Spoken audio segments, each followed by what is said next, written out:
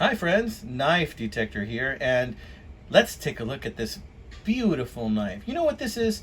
This is a Syracuse Knife Company Teardrop Jack. Syracuse Knife Company, guys. That is an old brand, and I think this knife is from, let's say early 30s to, let's say 1940 would be my best guess for a knife like this. When I first got it, it did not look this nice. And I know what you're thinking. You're thinking, Knife Detector, you know, that's got some issues. Of course it does. Anybody or anything from the 30s has issues right now. You know, I wish I looked this, I hope I look this good when I'm 100 years old, okay, guys, or 90 years old. Look at this beautiful knife, you know. When I first got it, this shield was tarnished brown. The bolsters were tarnished brown. Did some polishing on it with some 2500 grit sandpaper. Tried to clean a lot of that build up and gook off, and tried to clean these liners a little bit too. And look at that. It's got, I believe it's celluloid, and it just shimmers so nice. Look at that, guys. Ain't that a beautiful thing? And this side looks pretty good, you know, but this side has a little crack right in here, which what I'm going to do later on is I'm going to seal that with some gel super glue and just run a nice little bead and then rub it off real fast and just let it dry. That's what I'm going to do. Look at that shield. That was solid brown when I first got it. You can still see a little bit of brown in there.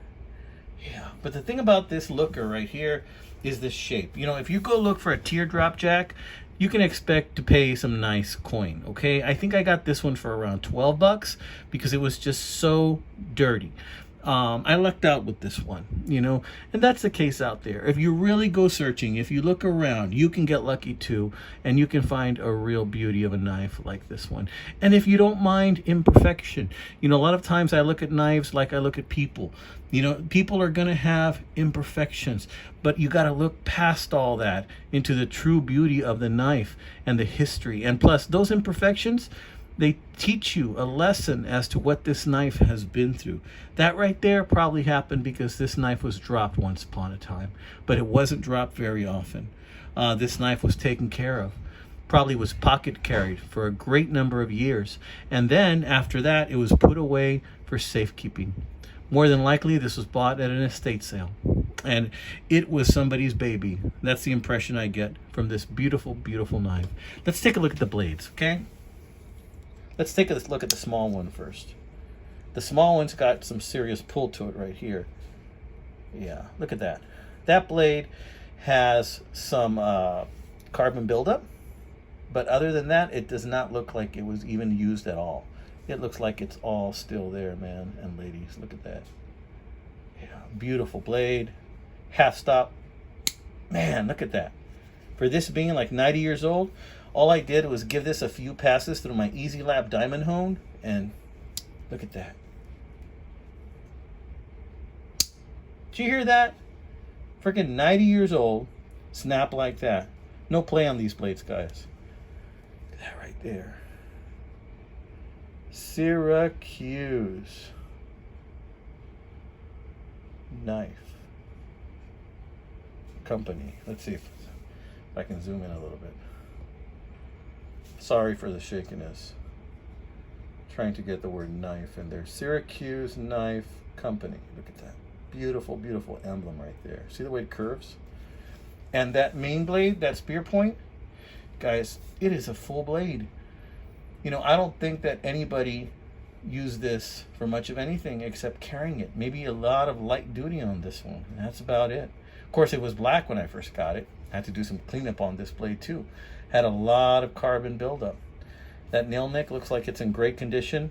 And after a few passes on my Easy Lap diamond hone, it is sharp, amigos. It is very sharp. Just a gorgeous knife. Did you hear that opening right there? Half stop. Full stop right there, full close, like a guillotine. Oh, wow, look at this. Very sweet. Now, this is only about 3 inches long. I generally don't like knives this size. I like them bigger. However, you know, I will make an exception because this is a beautiful knife, and this just slips in your pocket like you don't even know it's there. And that does scare me a little bit because I want to hold on to this one. I think this one's special. All right, amigos, tell me what you think. Tell me what you think. Is this a good buy for 12 bucks? I think it is. You know I'm going to try and fix that crack. Put a little bit of epoxy right there. You know, excuse me. You know I'm going to get this thing looking much nicer than it already is right now. I'm going to use a little bit of polish, and I'm going to use this as a daily carry. And those of you that know, like David Curley, know, he knows that I've already been using this for a while. And yeah, and he knows I like it. It's a beauty of a knife, and what do you think? Look at that. Look at that. Isn't that like staring into outer space or something? Jeez. I tell you what, boys and girls, they don't make them like they used to. Right, amigos, take care. Take it easy. Keep detecting.